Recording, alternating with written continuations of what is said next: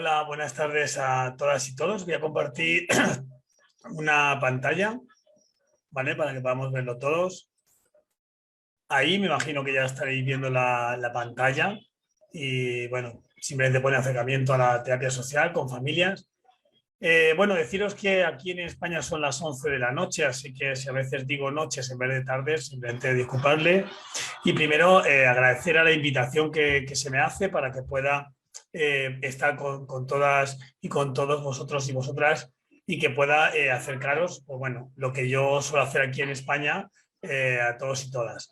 He llamado a la ponencia un acercamiento a la terapia social con familias, uniendo varias ponencias que tenía hechas sobre terapia social y sobre cómo crear entrevistas para poder crear una ponencia, una charla para ver cómo yo aplico la terapia social cuando trabajo con las familias, ¿no?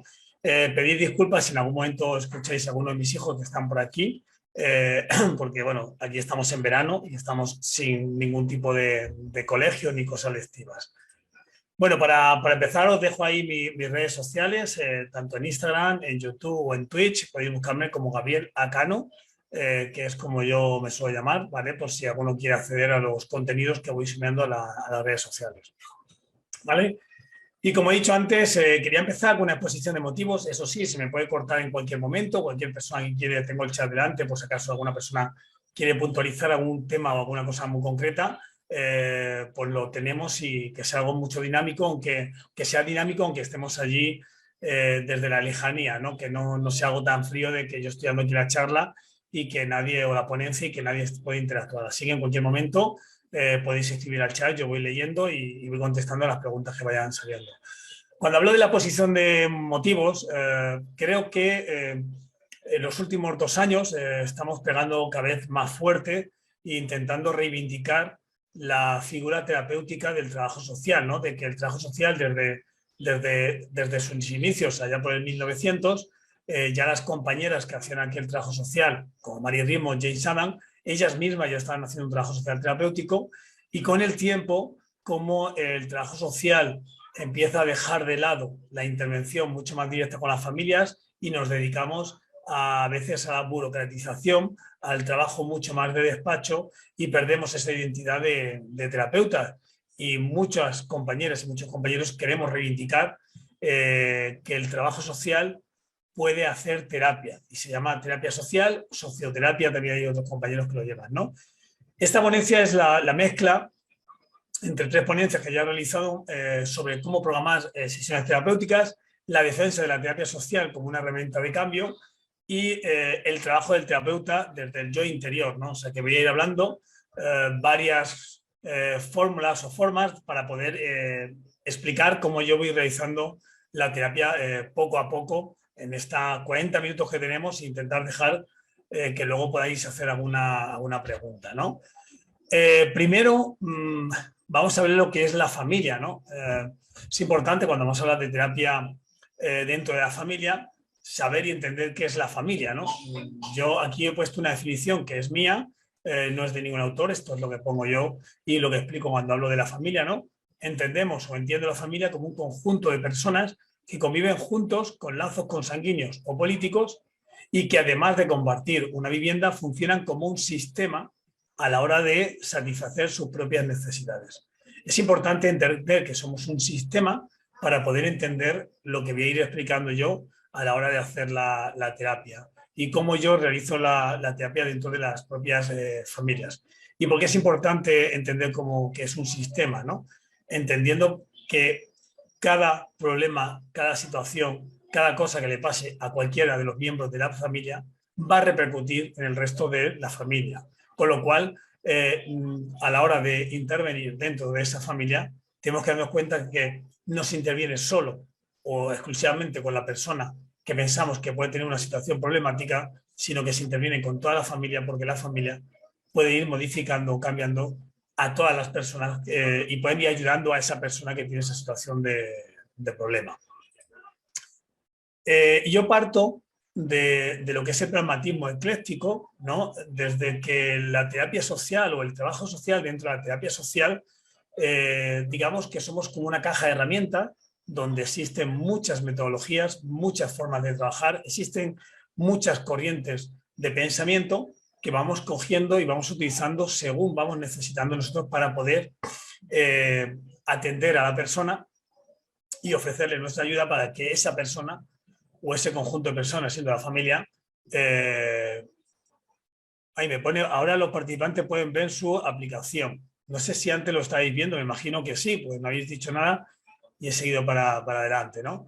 Bueno, pues ese pragmatismo ecléctico en el que yo hablo tiene que ver con el hecho de que el trabajador social o la trabajadora social tiene una caja de herramientas donde va a tener multitud de herramientas, multitud de llaves, multitud de destornilladores, que dependiendo del espacio donde esté trabajando va a utilizar una herramienta o va a utilizar otra. Parto del pragmatismo, ¿no?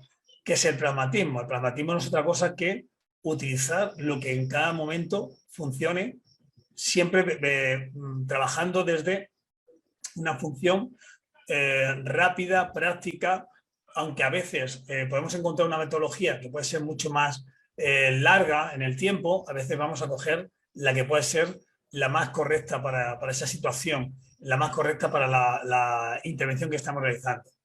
Y cuando digo el término de ecléctico, pues como todos sabemos que podemos utilizar todas las teorías o todos los métodos o todas las técnicas que están a nuestro alcance. Y da igual que en un momento determinado nos centremos en un modelo sistémico, pero habrá momentos que habrá que trabajar desde otros espacios como puede ser el conductismo, el cognitivismo, el psicoanálisis, digamos las narrativas. Dependiendo del lugar o el espacio, pues vamos a utilizando un trabajo u otro, ¿no? Por eso parto desde ese pragmatismo, ¿no? De esa necesidad que tenemos los profesionales del trabajo social de tener cosas prácticas que se puedan realizar rápido a la hora de hacerlo y siempre no centrarnos en una teoría concreta, por lo menos mi punto de vista, ya que gracias a tener muchas más teorías tenemos más capacidad de poder dar o hacer un mejor acompañamiento a la persona que estamos atendiendo, ¿no? Como he dicho antes, centro el trabajo en el modelo sistémico. Estamos hablando de familia. La familia a nivel político es la unidad más pequeña que existe, ¿no? A partir de las familias, antiguamente se creaban los clanes, las tribus, y desde la pequeña familia se iban creando lo que eran los sistemas políticos, que bueno, con el Estado moderno parece que desaparece, pero no desaparece. La familia sigue siendo el espacio donde la persona, el individuo, encuentra y satisface generalmente todas sus necesidades, ¿no? En torno a la familia. Nacemos dentro de una familia, nos criamos dentro de una familia y terminamos construyendo una familia. Y dentro de ese entorno que vamos a trabajar, vamos al colegio, vamos a la escuela, pero al final es la familia la que, como un ser casi vivo, va andando hacia adelante, ¿no? Entonces es importante que entremos como que es un sistema. Y ese sistema, como he dicho antes, el mover uno de sus miembros afecta al resto de personas, ¿no? Entonces, vamos a centrarnos en ese modelo sistémico. No quiero alargarme, creo que ya conocemos todos el modelo sistémico, pero bueno, dar una pincelada de esa parte, ¿no? Como proceso terapéutico, a la hora de trabajar tenemos que entender que podemos hacerlo desde dos lugares, ¿no? Desde el desarrollo de la terapia en su conjunto, por ejemplo, para trabajar con una familia con un problema que describo ahora, ¿no? Una pareja, o sea, padre y madre, o dos adultos y dos niños, niño o niña. Me da igual el sexo, simplemente para poner típico. Y uno de los niños o una de las niñas tiene comportamientos antisociales dentro de la familia y antisociales fuera de la familia, con lo cual está teniendo discusiones graves con los padres, enfrentamientos, peleas, viene cuando quiere a casa, hace lo que le da la gana, no va al colegio, instituto, tiene enfrentamientos, pues digamos que tiene una conducta que no es la que llamaríamos como correcta, ¿vale? Entonces, dentro de un proceso terapéutico, tenemos que darnos cuenta de que tenemos dos partes. Una, que es el desarrollo de la terapia en su conjunto, desde que nosotros conocemos el caso hasta que terminamos de intervenir y salimos del caso. Y otra parte que tenemos que darnos cuenta es cómo se desarrolla una entrevista terapéutica, que es totalmente diferente. O sea, es una la sesión y otro todo el proceso. A la hora de hablar de la entrevista, y no quiero que se me pase, decir que Hay una cuestión que nosotros trabajamos mucho, yo trabajo mucho con un grupo de compañeros, que es la intensidad en el seguimiento. ¿Qué significa la intensidad en el seguimiento? Nosotros como profesionales del trabajo social, lo que hacemos al principio es tener bastante peso en todo el proceso terapéutico. O sea, además de estar trabajando con las preguntas concretas para que el proceso se vaya produciendo, al principio quizá tengamos mucho peso en la toma de decisiones y cómo se va a ir desarrollando. Pero al final del proceso terapéutico nosotros debemos de salir y empezar a dejar que la persona vaya asumiendo su responsabilidad y a veces sin ayudarle a nosotros a tomar sus decisiones. Al principio sí, le vamos a ayudar a que procese la información para que pueda tomar decisiones, pero al final nosotros no estaremos acompañando, pero no ayudaremos en ese proceso de trabajar la información para tomar las decisiones. Y eso tiene que ver con la intensidad en el seguimiento, donde un tiempo nosotros somos protagonistas y luego nos vamos diluyendo hasta que desaparecemos de la entrevista. ¿Por qué hablo de esto de la intensidad del seguimiento? Porque a veces no dejamos crecer a la persona en el proceso de que ellos van asumiendo que algún día nosotros no estaremos y que ellos deben de ir asumiendo su propia responsabilidad sobre la toma de decisiones de lo que va a ser su propio futuro. A la hora de poner lo que es la entrevista, los pasos a tener en cuenta en el desarrollo de la entrevista, he querido dejar claro que el proceso conlleva desde la parte de la recepción de la demanda, donde una familia viene, accede al terapeuta y explica qué es lo que está pasando y le pone antecedentes donde la persona en un momento determinado puede decir si tiene capacidad de poder atender o no tiene capacidad de poder atender. Entonces es importante que esta recepción de la demanda, nosotros como profesionales podamos aprender a explorar bien todas las relaciones que pueda haber dentro de la familia y cómo se han ido desarrollando esas relaciones dentro de la propia familia para llegar a la situación que está pasando, ¿no? Esta situación de problemas que ha venido a que nosotros le debemos de atender, ¿no? A partir de ahí, yo en mi caso lo que hago es de ver si tengo capacidad de poder obrar y poder ayudar a la familia y acepto, digamos, el caso para empezar a trabajar. Y empezaríamos con las primeras entrevistas. Estas primeras entrevistas que estamos haciendo casi siempre son de recepción de información y de exploración, pero sin dejar de lado que las personas, casi todo lo que nos van a expresar son sentimientos o situaciones o interpretación de lo que está pasando. No siempre nos van a explicar una realidad a su conjunto, sino cada uno va a explicar su propia realidad que nosotros nos vamos a ir haciendo según vayamos entrevistando a las partes del sistema, a las partes de la familia, nos iremos dando cuenta cómo realmente es la imagen desde fuera según la expresión de cada uno, ¿no? Y es importante estas primeras entrevistas a veces tener cuidado y no ir dando más protagonismo a unos miembros que a otros sin dejar de lado que, claro, hay unos roles que son los de los padres y otros roles que son los de los hijos, ¿no? Pero que no tengamos miedo de poder ir más allá e empezar a cuestionarnos si lo que nos están contando unos de otros puede ser correcto o a veces puede haber negligencias o espacios que no se están trabajando bien. A partir de ahí, haríamos lo que es el desarrollo terapéutico, que es una fase de intervención pura y dura, que ahora veremos una entrevista posteriormente. Luego, una consolidación de logros, es una fase en la que vamos afianzando todo lo que se está consiguiendo, devolviendo a la familia que cuando vinieron tenían unas peculiaridades y ahora han cambiado, ¿no? Y que van procesando, van trabajando y van avanzando en este desarrollo de solucionar sus problemas que nunca terminan, ¿no? Porque cuando terminan unos problemas empiezan otros, pero ellos están aprendiendo ya los métodos para poder solventar sus propios problemas, ¿no? Al final tenemos una fase de salida en la cual hay que aprender cuándo hay que dejar la intervención, porque a veces las personas, cuando llevan este proceso terapéutico, llega un momento en que ellos mismos se sienten como cautivos de la terapia y no quieren dejarla porque se sienten seguros.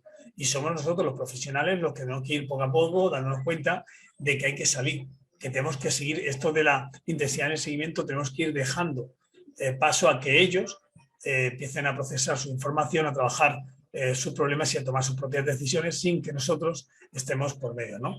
Y al final lo que hacemos es una etapa de seguimiento que yo a veces Lo que quedó es una entrevista dentro de 2 meses, simplemente por comentarnos cosas, y una entrevista luego 4 meses, y como siempre el teléfono dispuesto para cuando nos tengan que llamar, ¿no? En este proceso de intervención terapéutica. El proceso varía en sesiones. Y hay personas que pueden durar 5 o 6 sesiones, como hay gente que puede durar muchas más sesiones.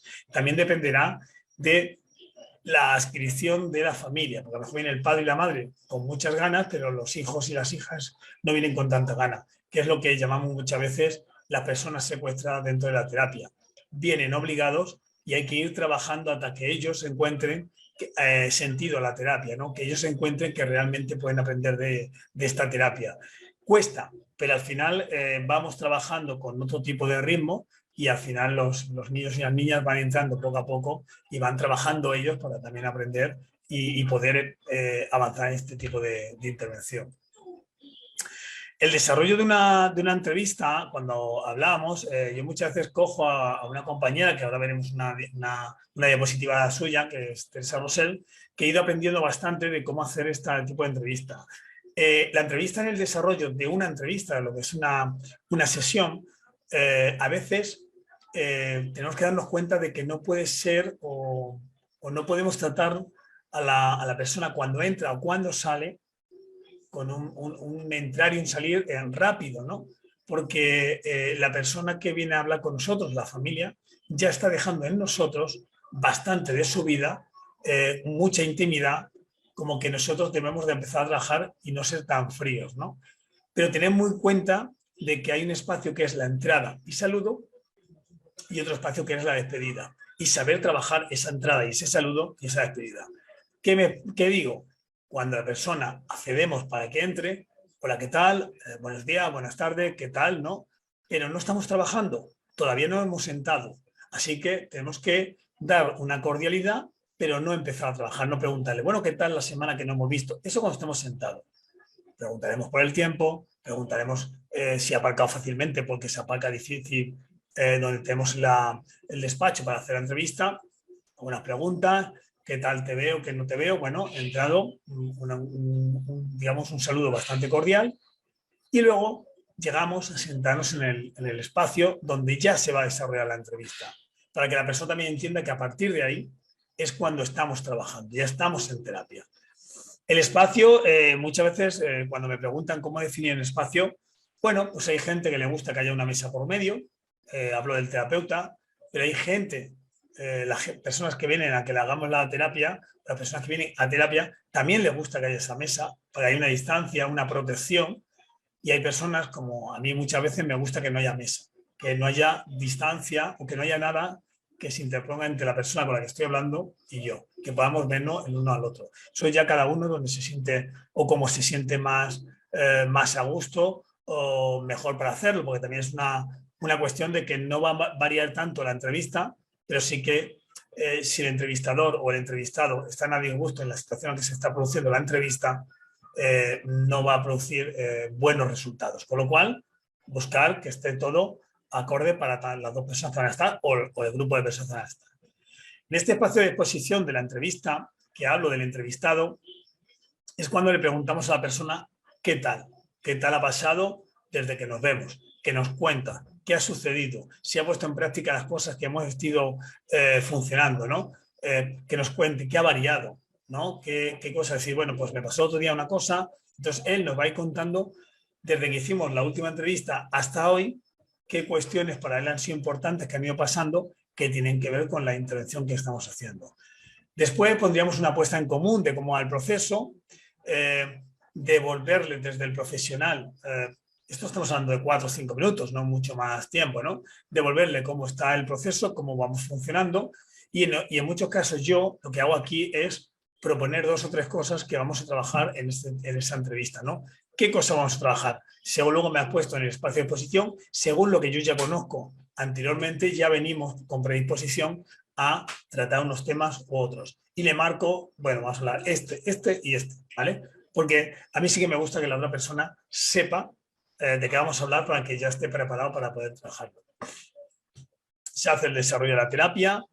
En el desarrollo de la terapia, yo en este caso voy haciendo las preguntas oportunas a la persona. Él se va respondiendo sus propias preguntas, vamos dando la información, vamos devolviéndole, vamos haciendo esa retroalimentación, vamos interpretando lo que él está diciendo, diciéndoselo con otras palabras, a veces poniéndoles ejemplos de la situación en la que está viviendo para que pueda entenderlo desde fuera. A veces hacemos un role-playing. Hay distintas dinámicas. Yo os invito a que entréis a mi canal de YouTube, que os he dicho antes, Gabriel Acano, y ahí podéis ver algunas terapias que hay, que están desarrollándose ahí para que podáis ver estos desarrollos y seguiré subiendo muchas más. Al final, cuando la entrevista, yo normalmente hago unos 50 minutos de terapia. Cuando llegamos ya por el minuto 40, 42, intentamos, no estoy todo el rato controlando el reloj, ¿no? Pero bueno, intento que no se me vaya el tiempo. Intentamos ver, porque hay que cerrar los temas, ¿no? O sea, si no puede ser, uy, ya es la hora, nos vamos. No, es decir, bueno, ya hemos pasado, ¿qué te quedas? Yo le pregunto a la persona, ¿con qué te quedas con lo que hemos hablado hoy? ¿Qué es lo que te llevas? ¿Vale? Y a veces llegamos a acuerdos de cosas que tiene que hacer. Para dentro de 2 semanas, cuando nos volvamos a ver, sería bueno que hicieras esto, esto y esto para que pudiéramos seguir trabajando en el avance, porque la terapia no es solo la sesión en la cual nosotros estamos haciendo la entrevista, también es que luego esa persona ponga en práctica todo cuando se va a su casa y estamos trabajando. A partir de ahí, hacemos una despedida, igual, una vez que nos levantamos, hemos dejado. Si en ese momento nos dice, ay, perdón, que se me ha olvidado comentarte, decirle, no, esto lo apuntas para la siguiente terapia. Aquí es un papel, que es un bolito, lo apuntas, pero ya hemos terminado la terapia. O sea, porque si no, no nos levantamos nunca. Y en ese proceso de irnos para afuera, vamos hablando de otra cosa que no tiene que ver nada con la terapia. A lo mucho, podemos hablar de cuándo nos volvemos a ver. Dentro de 2 semanas, el miércoles, cuando te viene bien, tú ya me dices, me mandas un WhatsApp y quedamos, mira a ver cómo tienes tu horario, vamos haciendo la despedida y poco a poco. Pero no hacemos ninguna mención a las cosas que hemos ido trabajando, porque si no nos desenganchamos. Y puede ser que en ese momento la persona, que nosotros ya hemos bajado la guardia, que nosotros no estamos en predisposición de estar haciendo terapia, digamos algo que él sí que se quede con ello y en el tiempo nos pueda recordarlo, porque nosotros sin darnos cuenta lo hemos hecho. Entonces, ahí hacemos la despedida tranquilamente y, como no, siempre una entrevista termina con el registro de 4, 5 o 6 líneas del registro de la información, ¿no? Como he dicho antes, Teresa Rosell, una trabajadora social española, tiene un libro que se llama La entrevista, y ya está, se llama así La entrevista, en la cual ella habla en estas fases, como la primera fase es la recolección, acogida, creación del clima de confianza, que hay que facilitar la comunicación, la comprensión, el intercambio, también dejar expresarse al usuario, nunca hacer preguntas cerradas, esto a mí me gusta mucho, ¿no? No decirle, ¿cómo te sientes hoy que está pasando esto? No es cómo te sientes. Y a veces que la persona se pueda explorar, ¿no? Luego nosotros, en la fase de exploración, tenemos que ir valorando las demandas, las que nos da la otra persona. Hoy ponía en un pequeño vídeo que he hecho que la terapia tiene 3 objetivos o 3 formas de objetivos. Están los objetivos de la persona o la familia que viene en este caso. Están los objetivos del propio terapeuta que tiene con el proceso. Pero hay unos objetivos que tienen que ver con toda la terapia, con toda lo que es la fase o todo el proceso, ¿no? Tiene sus propios objetivos. Y ahí nosotros debemos de ir valorando y ir trabajándolo. Fase de intercambio y clarificación, nos da la información, repreguntamos para ver si nos estamos quedando con todo claro, le devolvemos la información dicha con otras palabras o dicha de otra forma, con otras estructuras verbales, para ver si lo que estamos entendiendo es realmente y si él realmente también lo está entendiendo y que él vaya procesando esa información y que la vaya viendo o la vaya escuchando desde otras palabras, otra forma de decirlo, para que él ya vaya reflexionando ese trabajo. Y luego, al final, como he dicho antes, la fase de despido, atención a la última relevancia y detalle y ya está. Simplemente nosotros hemos terminado la entrevista. ¿Vale? Luego quería traer para terminar y no hacerme muy largo, porque bueno, si no me podía estar hablando horas y horas de metodología, formas de trabajar, procesos. Quería hablar de varias entrevistas o varios casos que he ido llevando y que se han podido realizar con la terapia social y cómo se ha podido ayudar a las personas. De tiempo creo que voy bien, si por lo que sea voy mal de tiempo igual, decídmelo por el chat y avanzo un poquito más. ¿Vale? Hablo en el balcón.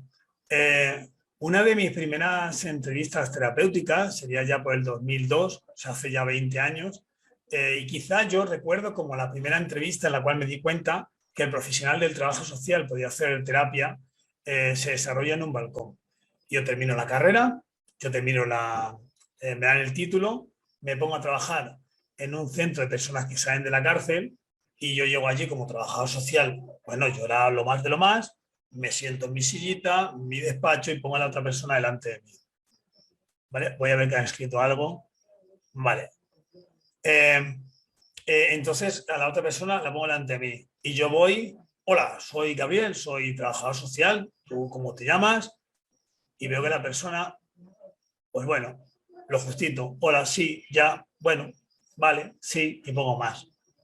Voy a la siguiente persona, y yo en un momento determinado le digo a mi compañero que está trabajando conmigo, y le digo, oye, pues mira, me pasa esto, intento hacer entrevistas, preguntas monosílabas, no me dejan trabajar con ellos, no me dejan poder ayudarles, ¿no? Y veo que contigo tienen mucha más confianza. Y en aquel momento me dijo una reflexión que yo desde entonces he intentado llevarla a cabo, ¿no? Eran gente que salía de la cárcel. Era un piso de personas que estaban dejando la cárcel y nosotros les ayudábamos para la reinserción, inserción o incorporación social. ¿Qué pasaba? Que yo me comportaba como el profesional del trabajo social que trabajaba en la cárcel. Ellos a mí me veían como el profesional del trabajo social que estaba en la cárcel. Y yo tenía que estar trabajando desde otro lugar, tenía que ganarme otro espacio. Con lo cual, un día veo a una persona que está en el balcón, era un balcón con rejas hasta abajo, con los pies colgando, sentado al fresco, y cuando le veo me acerco, me siento al balcón, acerco unos vasos de Fanta que teníamos en el centro, le doy un vaso a él, otro vaso me cojo yo y le pregunto, parece que estás aquí a gusto, ¿no? Dice, no, hombre, es que aquí no se están a gusto. Y ese empezar a hablar de las cosas cotidianas que estaban pasando nos llevó a que empezáramos a hablar de cosas que nos habían pasado en el pasado. Desde dónde era él, que era de un pueblo de Sevilla, hasta donde era yo, que era de Talavera y estaba en ese momento en Toledo.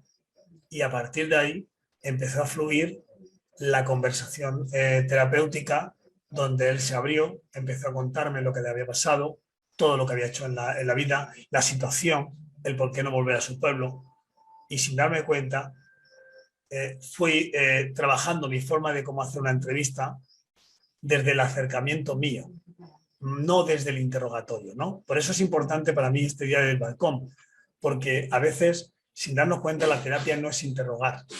La terapia no es hacer preguntas a la otra persona. La terapia es una entrevista en la cual es una dinámica de conversación, es una dinámica en la cual nosotros damos y recibimos.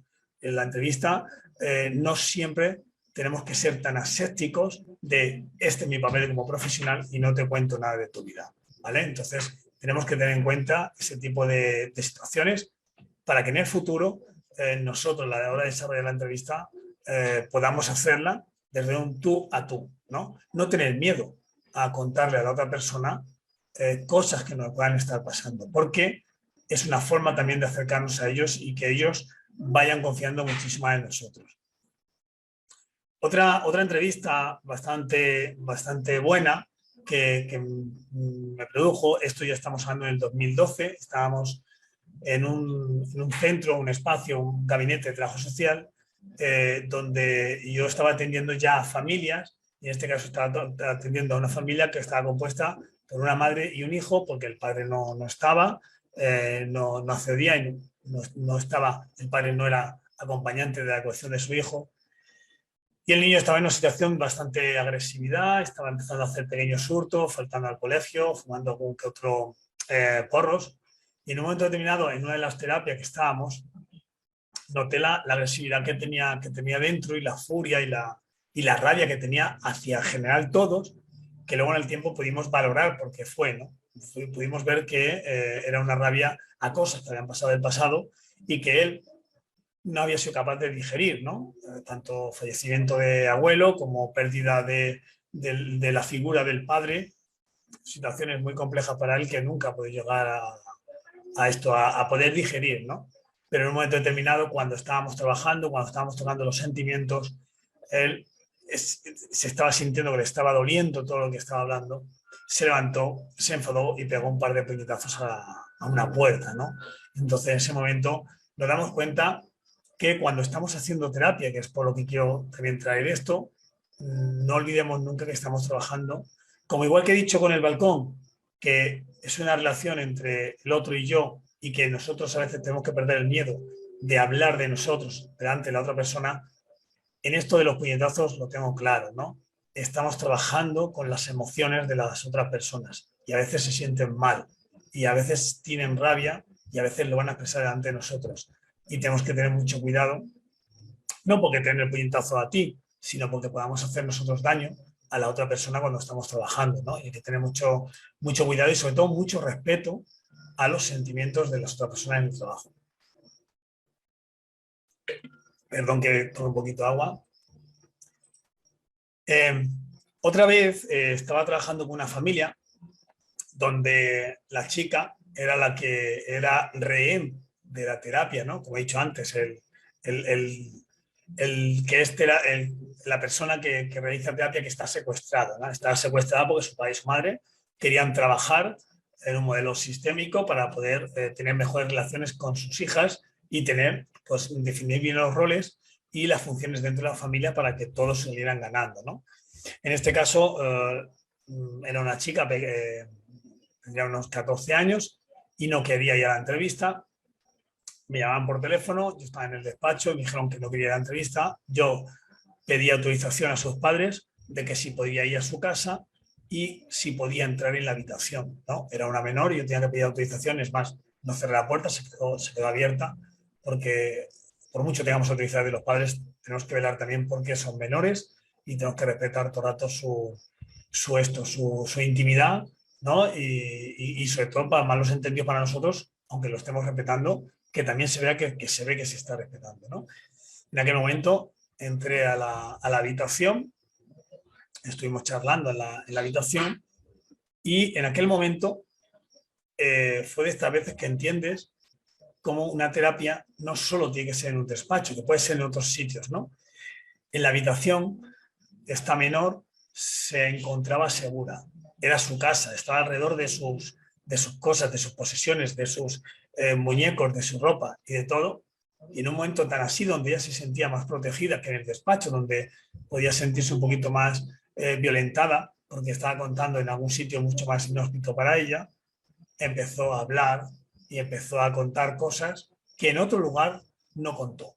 Entonces, en una situación igual, la terapia a veces no tiene que ser todo esto es cuadriculado, a veces podemos hacer en distintos sitios. Está claro que tenemos que buscar que haya las menores interferencias posibles para que podamos concentrarnos en la propia terapia, pero que a veces en una propia habitación de una casa donde vas y a hacer domicilio esta terapia, puedes ayudar y puedes encontrar este proceso terapéutico dentro de la familia y cómo puede hacer un clac, un golpe, un dar a la luz, que a partir de ahí luego la terapia va siendo mucho más fácil, ¿no? Cuento también el caso, y esto está grabado también en el canal de YouTube, el role-playing que hicimos en una casa, ¿no? Donde una chica, en este caso, tenía baja autoestima y estábamos trabajando con ella para subir la autoestima y estábamos viendo cómo la familia en un momento determinado se comportaba con respecto a ella, ¿no? Y igual, fuimos a casa y empezamos a trabajar los role-playing de la familia. Vamos poniendo casos ficticios, vamos haciendo espacios de trabajo donde uno se sienta protagonista, donde el resto ignore a ese protagonista o al revés.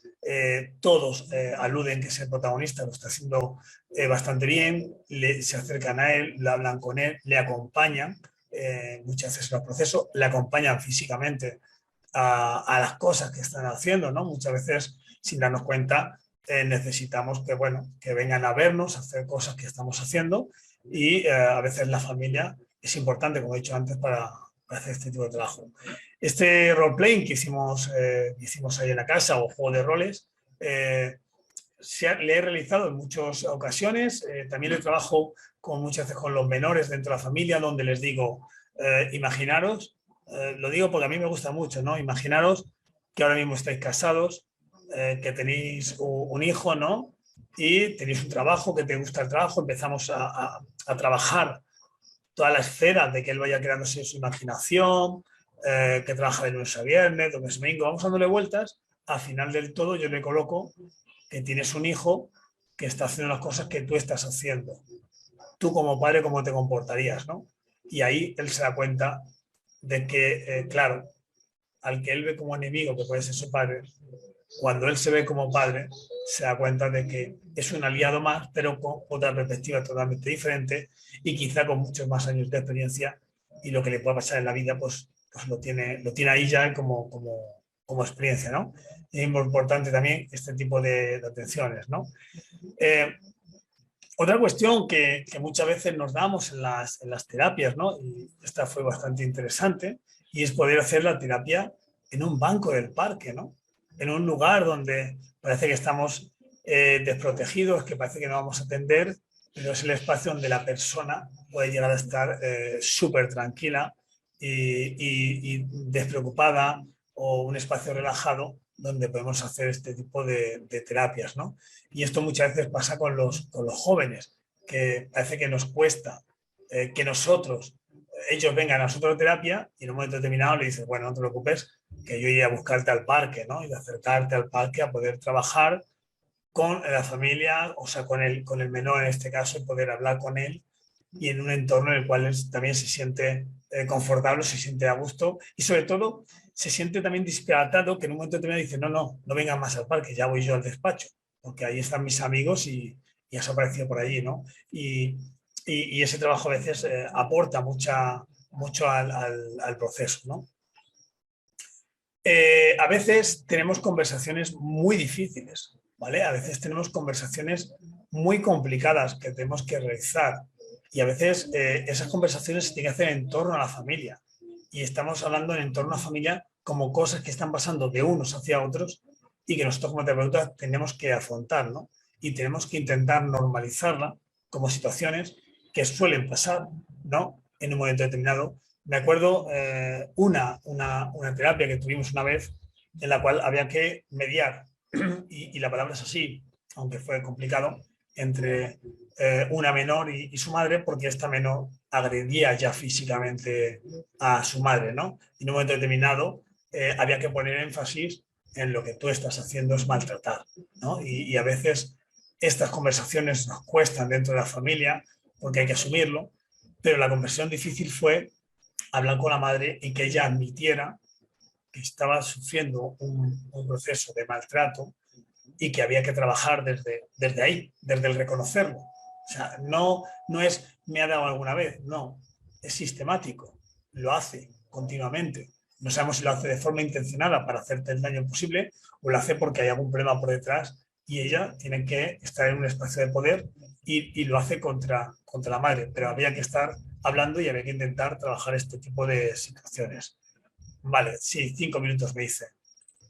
Vale, pues justamente estaba llegando ya al fin de la ponencia y no quería alargarme. Y para terminar, simplemente, como he dicho, que he intentado mezclar un poquito todo lo que es la terapia social, decir que el trabajo social nos hemos centrado muchas veces en trabajo social sistémico familiar, y nosotros la terapia social la podemos realizar en cualquier ámbito, ¿no? Pero en este caso, que es el familiar, encontrar y ver que a veces a una familia no hay que llevarle simplemente una ayuda económica, una ayuda en otro tipo más material que puedan ser, sino que a veces tenemos que entrar, y como profesionales tenemos que ayudarles a que se puedan entender, comprender, que se puedan hablar entre ellos y que puedan llegar a acuerdos ellos mismos, ¿no?